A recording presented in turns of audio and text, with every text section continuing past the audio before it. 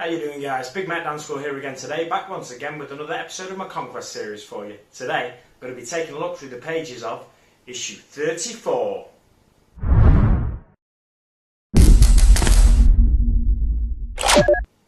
So, first off, as always, we talk about the cost, the value rather, not the cost. So the value of this issue is hard to assess. It's got a sprue from the Dark Imperium setting. Now, you may have seen me hold that up then and thought, what's wrong with that sprue? There's something not quite right about that. Well, until now, all of our Death Guard miniatures have been with green plastic. These have come with grey plastic. I think this is just an anomaly when they run out of the dye that they use in the green plastic. And I think what it is, a certain number of the magazines, they get chucked in just the standard grey sprue. It doesn't really bother me because I prime my miniatures before I start painting them and everything, so I'm not worried about covering grey with the Death Guard green. But for some people that might be a little bit off-putting, let's say.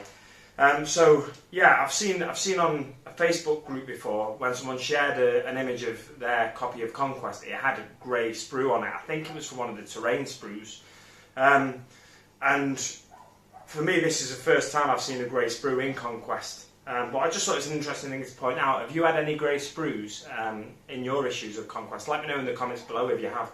Just out of interest, will I gather some information here. So yeah, like I said, you get one of the sprues from the Dark Imperium set. It contains 3 Death Guard characters. One of them is the Malignant Plague Caster, the other one the Noxious blightbringer. Is that right? Yes. And the third one is a Death Guard, I was going to say company champion. A Death Guard champion, I think, is the third one.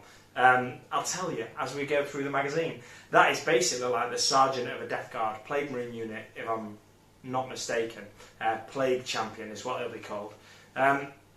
So yeah, so each of those, a Death Guard character, they normally cost around £15. So you could argue this is a really high value kit with the 2 independent characters in there, and then the 1 character that's part of a squad. You could argue that, but realistically this is about £10 worth of sprue, on the basis that if you take all of the Dark Imperium sprues and you divide the cost of Dark Imperium by the number of sprues in there, then it works out around about £10, just between £10 and £11, something like that, for this sprue here, I'd say.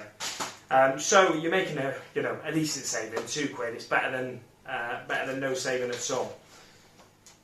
Onto the issue. First page, turn on to the first page. It's all about the Malignant Plague Caster. It gives you the classic black box where it tells you about the role, the specialisms, weapons and psychic disciplines. There's a leader or sorcerer, the specialisms, psychic powers, weapons, grenades, corrupted staff and bolt pistol, and psychic discipline, powers of contagion. With the expanded 40k rules, they can take powers from other psychic disciplines as well. It'll list that in their data sheet. It doesn't list it in this data sheet though, but it will in the Death Guard Codex. So just to give you a bit of background, I'll read this little section here. Malignant Plague Casters fill the air with clouds of filth. With every gurgling breath they draw in lungfuls of noxious gas from the Garden of Nurgle. They then blow them out in phlegm-thick clouds that can rot a man's flesh to the bone in seconds. So, it's a nasty piece of work. They're basically breathing gases from the Garden of Nurgle, and it distorts the shape of the body, and that's why he's got this really weird face. You'll notice on the picture behind me, he's got a really weird, like a baby-like face, and the miniature has that as well. A lot of people really don't like that, so I'm tempted to do a little conversion and cover it up with a bit of green stuff. He's got this sort of hood going over either side of his head. Why not extend that with another piece that droops over his face? You could try and paint it like a bit of voile, like something slightly see-through. So you paint like the shadows of a face behind that. That's probably a bit advanced for myself, and probably a lot of people watching this video if you're just getting into 40k now. But it's just an idea there for you if you don't like the face. Some people might actually like it. I've never heard anyone say they really like this miniature. I've more often than not heard people say they don't like it because the face looks like a baby and it's weird. It's just like, it doesn't scare you. It's not like a creepy baby either, it's just odd. So moving on to the next page. It gives you a bit more detail there about certain items the Plaguecaster is carrying. He's got his corrupted staff, which is often taken from a branch pulled off one of the trees in the Garden of Nurgle. Psychic powers that he has. He's armed with psychic powers. It lists some psychic powers in the data profile for you at the back as well, which is good. And unfavoured sons. So Mortarian's not really fond of Psykers, which is ironic considering in the 41st millennium he is now a Psyker himself and uses psychic powers. But during the Horus Heresy, he was one of the staunch opponents to Magnus and the Thousand Sons and the whole Librarius. And the reason the Council of Nicaea was called was because of Primarchs like Mortarian coming to speak out against the use of Psykers because they saw that it could corrupt. Again, ironically, the Death Guard Legion as a whole became corrupted further down the line. There's a lot of hypocrisy in the Warhammer 40,000 universe, and you see that in both Loyalist and Traitor Legions, and also in the wider factions, the Imperium, in the Eldari, and so on and so forth. So on now to the Noxious Blightbringers. The Noxious Blightbringers, their role is infantry support, specialisms, psychological warfare, and toxin of misery. The weapons include grenades, plasma pistols, and a cursed plague bell. Preferred targets, massed enemy infantry. So it tells us a little bit information about this, about the Noxious Blightbringer and how he uses the bell on that's like on a branch that's coming out of his backpack or shoulder. That as that tolls, it drives the opponents, the opposing army, the opposing forces, drives them insane. It affects Psykers more than it affects normal mortals. But basically it gets into the brain, it causes infection in their organs and all those kinds of things, and it drives them mad. And in Psykers it puts maggots manifest in their brain and sort of lead to them becoming insane. And in game terms, I think, I'll read later on, I'll talk about it more later on in game terms, but I think it does something like mortal wounds. So it gives you a lot of information on the following page as well about that. The Peel Yard. Deep in the bale swamps of the Plague Planet lies the Peel Yard. This is a fortress factory where the toxins of misery are forged. The toxins of misery is what they're called about. Within its walls, droning demon smiths create the cursed bells using the pain screams of dying Psykers. Flipping heck, I found that hard to get through, didn't I? It's a combination of my voice being hampered by this last little bit of Nurgle's Rot that I've got, ironically, just getting rid of it now, and they send me 3 Death Guard characters. Great stuff. So moving on to the next page, we've got the how to build section. We've got 3 miniatures, so it could be a long how to build section, but no, it's not. It's only over 2 pages, which is fantastic. You'll know by now, if you've been watching my videos up to this point, I'm not a massive fan of long drawn out how to build sections, especially when it's a pretty simple build. Some of the parts might be quite fiddly to get just into the right position, but there's not that many parts. Or I guess considering there's only 3 miniatures, there are a fair few parts. There's like 20 parts on the sprue really. But as long as you can identify them, and that's what this guide does for us, it helps us identify the parts, and it helps us work out where to put them. And the modern Games Workshop guides are really simple and distinctive in that, so this is a really good guide in my opinion, even though it's only over 2 pages. Then on to the how to paint section. Now the how to paint section is a lot longer than the how to build section, and you know, I understand why. There's 3 distinct miniatures in there, they've all got slightly different things in slightly different places. So let's count the page. 1, 2, 3, 4, 5, 6, 7, 8. It's 8 pages altogether, the how to paint section. So for 3 distinct miniatures, it's not really excessive. It gives you, as it has been doing for the past few weeks now, it gives you little bits, 3 colours at a time on one page.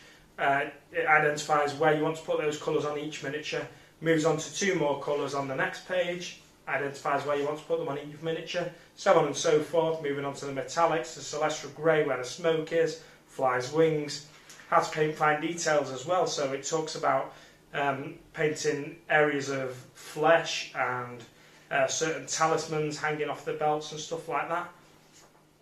Onto the next page, it talks about shading, so it's the same formula of paint guide that we've seen week in, week out, and these in many ways these are more detailed than some of the paint guides you get in White Dwarf.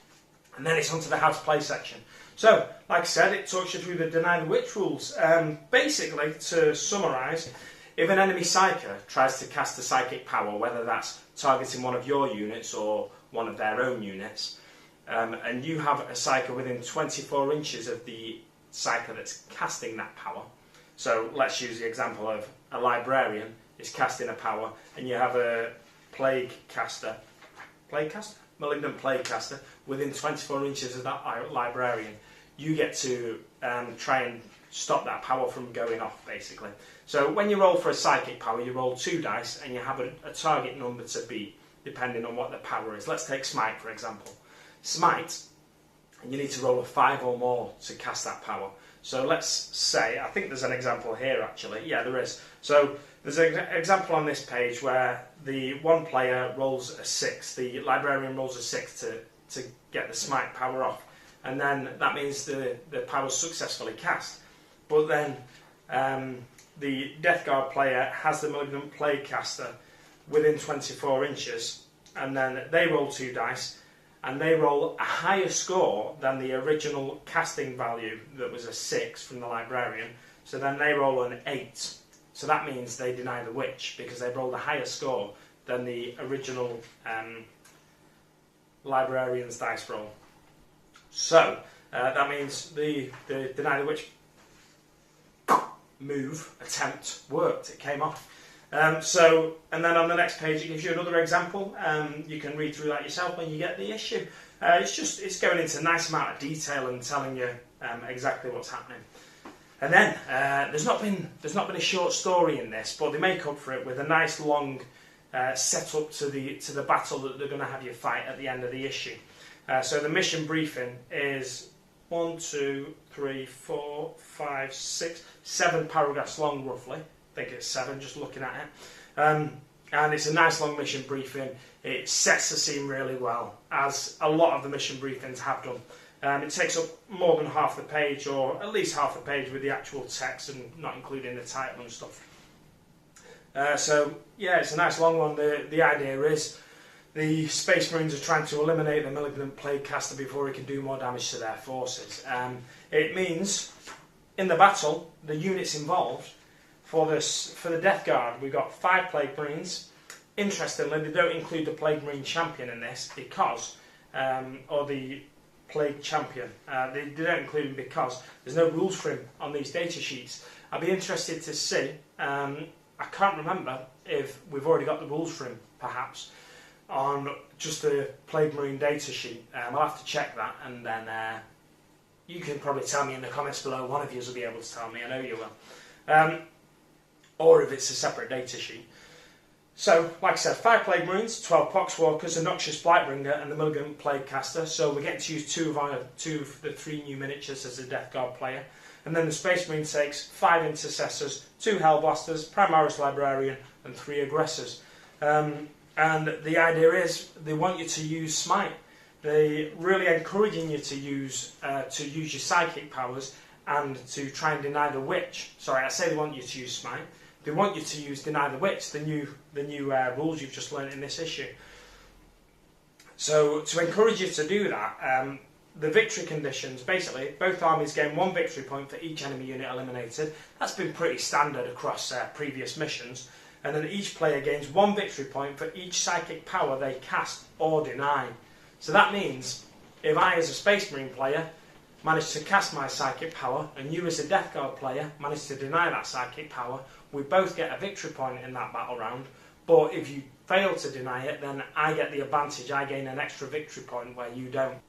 So I just think it's really good that they're really pushing you to use these new rules, and they're encouraging you to use them as many times as you can throughout this battle to try and gain as many victory points as possible and gain the upper hand in the battle. Interestingly though, there's no victory conditions that include killing the opposition psyche. You thought they might have included that, but I guess what they want you to do is concentrate on using your powers rather than trying to eliminate your opponent. However, I guess there is a bonus to killing the enemy psyche in that they can't then cast any psychic powers and they can't deny any psychic powers. So if you concentrate all your firepower or all your resources on the enemy psyche in the early turns, then there's a good chance you'll be able to take advantage and gain more victory points than your opponent quite easily. So, onto the rules for the Noxious Blightbringer. I won't go into too much detail. I don't like to step on too many legal toes.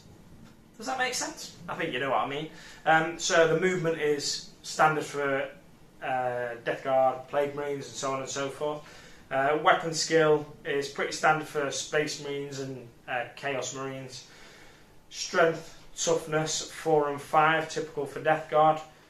Wounds 4 for both of them. And then attacks 3 for both of them. Leadership is quite high at 8, and the save is a standard power armor save of 3 up. I think most people know that already. Both characters get their disgustingly resilient. If you don't know what that means, check out previous episodes of this show. I'm sure I've spoken about it there. And they both have the Death to the False Emperor rule. Again, I've probably covered that on previous episodes. The Toxin of Misery. So this is the big bell that hangs on the Noxious Blightbringer's backpack. Units must subtract 1 from their leadership whilst they are within 7 inches of an enemy's Noxious Blightbringer. Psykers must subtract 2 instead. In addition, if a Death Guard unit is within 7 inches of this model when it advances, roll 2 dice and discard the lowest when determining the distance. So, if you've got units within 7 inches of your Noxious Blightbringer, if you keep him between 2, let's use examples from this battle. So you've got 5 Plague Marines, 12 Poxwalkers, Noxious Blightbringer and the Malignant Plaguecaster. Realistically, you can easily keep your Noxious Blightbringer within 7 inches of all of those units. And when you do that, if you want to advance, especially with the Poxwalkers, I'd say think about this, because they don't have any ballistic weapons, they can't shoot. So if you want them to advance, to get into combat with your opponent quicker, it's a good idea to keep them within 7 inches of him for sure. They only have a 4-inch movement as standard Poxwalkers, so you roll 2 dice to advance instead of 1, and you discard the lowest value. So let's say you roll just a 3 and a 4, then you're moving 8 inches that turn instead of just 7 inches. But if you roll a 1 and a 6, you could have moved 5 inches. But if you roll a 6 as well, you discard the lowest one, you discard the 1, then you're moving 10 inches where you would have just been rolling, you would have just been moving 5 inches that turn. So it can really help move your units across the battlefield quite easily. And then the Malignant Plaguecaster, he gets a choice of, on this data sheet, 1, 2, 3, 4, no, just 3 psychic powers. And he also has an aura effect. Pestilential Fallout. Each time this model successfully manifests a psychic power with a psychic test of 7 or more, the nearest enemy unit within 7 inches suffers a mortal wound after the effects of the psychic power have been resolved. So that's a bonus little effect of casting psychic powers. Let's look at the casting value of the psychic powers. The Miasma of Pestilence is 6. Putrescent Vitality is also 6, and Smite is 5. So, if you get one of them powers off, in all likelihood you're going to be rolling a 6 at the very least, but more than likely a 7.